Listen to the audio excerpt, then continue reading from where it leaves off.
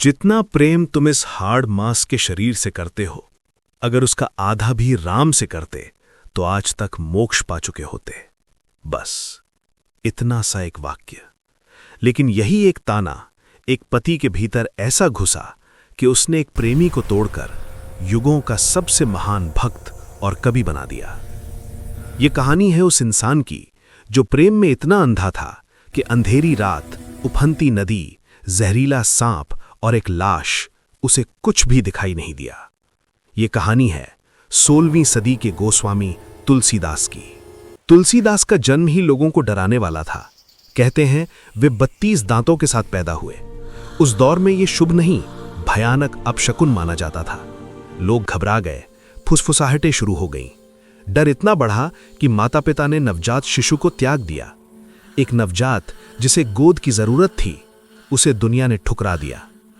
लेकिन तभी आए संत नरहरिदास। उन्होंने उस बच्चे को उठाया, सीने से लगाया और कहा, ये बालक अभागा नहीं, आने वाले युगों की आवाज है। यहीं से तुलसी को राम का नाम, राम की कथा और भक्ति मिली।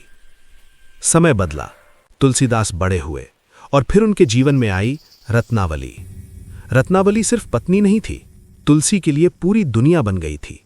राम, साधना, तपस्या सब पीछे छूट गया। प्रेम इतना गहरा था कि तुलसी को राम का नाम भी फीका लगने लगा। एक दिन रत्नावली मायके चली गई। तुलसी बेचैन हो गए। दिन नहीं कटे, रात सांस नहीं लेने दे रही थी। और फिर आधी रात को तुलसी निकल पड़े। बारिश हो रही थी, नदी उफान पर थी।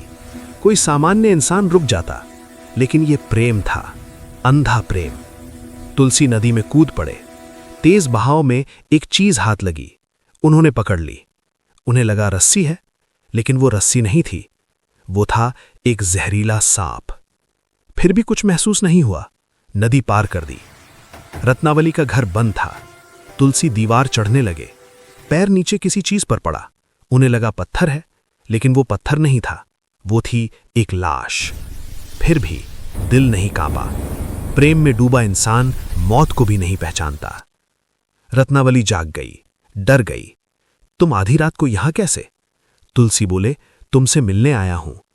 और तभी रत्नावली के मुंह से वो वाक्य निकला, जितना प्रेम तुम इस नश्वर शरीर से करते हो, अगर उसका आधा भी राम से करते तो तुम्हारा उद्धार हो जाता। बस यही एक तीर सीधे दिल में लगा। तुलसी वहीं टूट गए।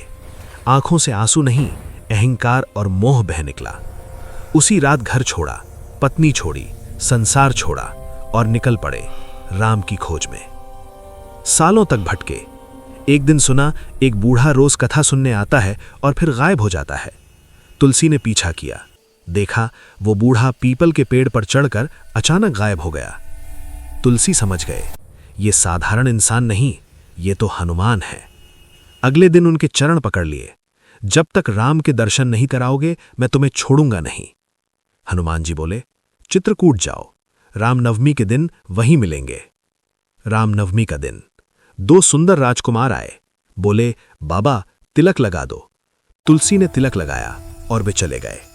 तभी पास के साधु ने कहा, अरे मूर्ख, वही तो राम और लक्ष्मण थे जिनके लिए सब छोड़ा। तुलसी वहीं बैठकर रो पड़े, हे राम, सामने आकर भी मैं आपको पहचान न सका। और तभी पूरा स्वरूप प्रकट हुआ।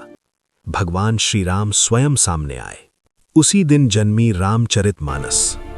उसी क्षण तुलसीदास के भीतर राम उतर आए और उसी दिन रामचरितमानस की रचना शुरू हुई। एक ताने से एक प्रेमी टूटा, लेकिन उसी टूटन से भक्ति का सबसे अमर ग्रंथ जन्मा। अगर आपको भी इस कहानी ने भीतर तक हिला दिया हो तो कमेंट में जय सिया राम जरूर लिखें, क्योंकि कभी कभी भगवान हमें पाने के लिए हमें पहले तोड़ते हैं।